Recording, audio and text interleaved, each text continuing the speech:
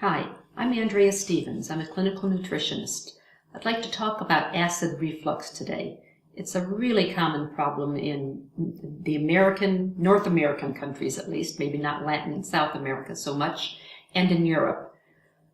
Acid reflux is the term that's used by a lot of individuals to describe the sensation of the acid from the stomach rising up through the esophagus to the back of the throat. The acid that's in the stomach is supposed to be there. That's the way we're designed. What it's not, and it's important for digesting food.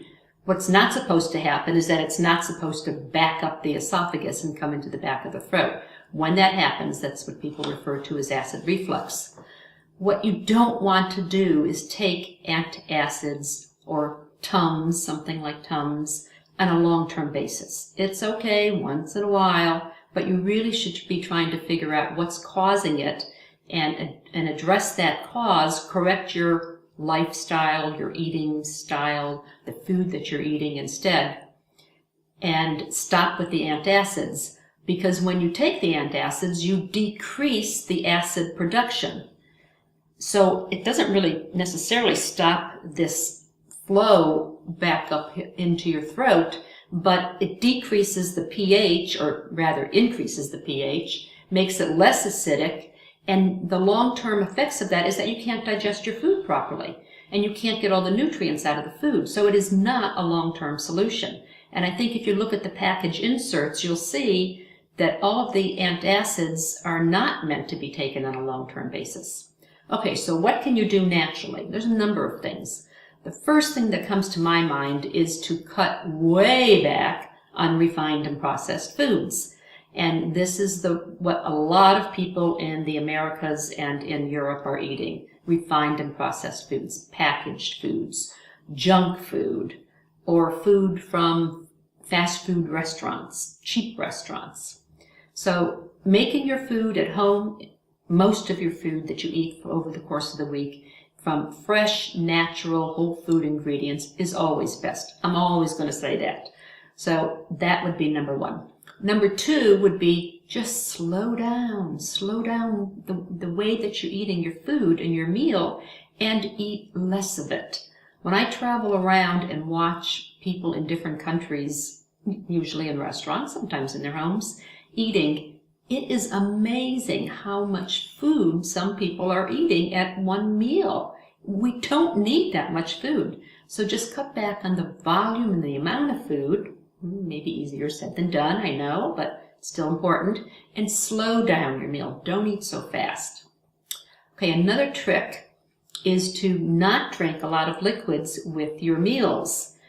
One of the reasons that this is a problem is because of the acid again. The acid in your stomach is supposed to be there when the food arrives in the stomach to help with this digestion process. If you drink a lot of liquids when you're eating your food, you dilute the acid. It's not so acidic, and digestion can't occur properly. You may also just be simply filling up your stomach, again, too much volume with both the food and the liquids. So do most of your liquid consumption between meals. A small amount with meals is okay. Let's see. Another thing is, this is another trick, try separating your starches or your high-carb foods from animal protein. They digest very differently. And if you are someone who has compromised digestion, which you are if you have acid reflux, then you want to do as many things as you can to improve your ability to digest food. Since carbohydrates, and especially the starchy carbohydrates, things like potatoes and rice and breads and pastas, they digest very differently from animal protein. Eggs, fish, meat, chicken.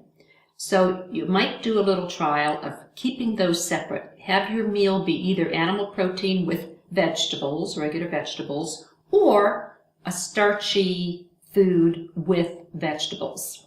And see if that doesn't help. I've had a number of people tell me that that was a really good trick for them. No more meat and potatoes. No more chicken and rice at the same meal. Okay, another thing is to stop eating wheat. Wheat in the form of breads, pastas, biscuits, cookies, desserts, cakes, muffins.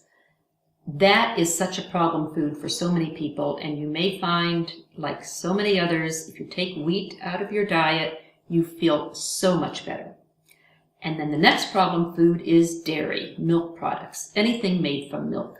Milk itself, cheese, yogurt, sour cream, ice cream. Remove that category of food from your diet for a period of time and just notice the effects in your body, see how you feel.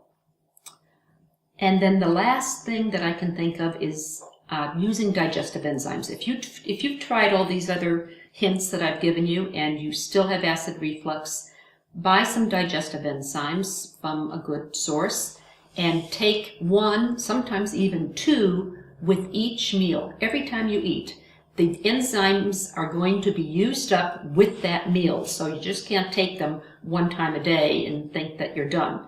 At the beginning of the meal will be best, but if you forget, you could take it during the meal or even up to a half hour or an hour after the meal. What's in that little capsule are various plant enzymes, which are very similar to the enzymes that our body makes, and they will really help you to break down the food. So try these hints and see if these don't help you with eliminating or markedly reducing your acid reflux.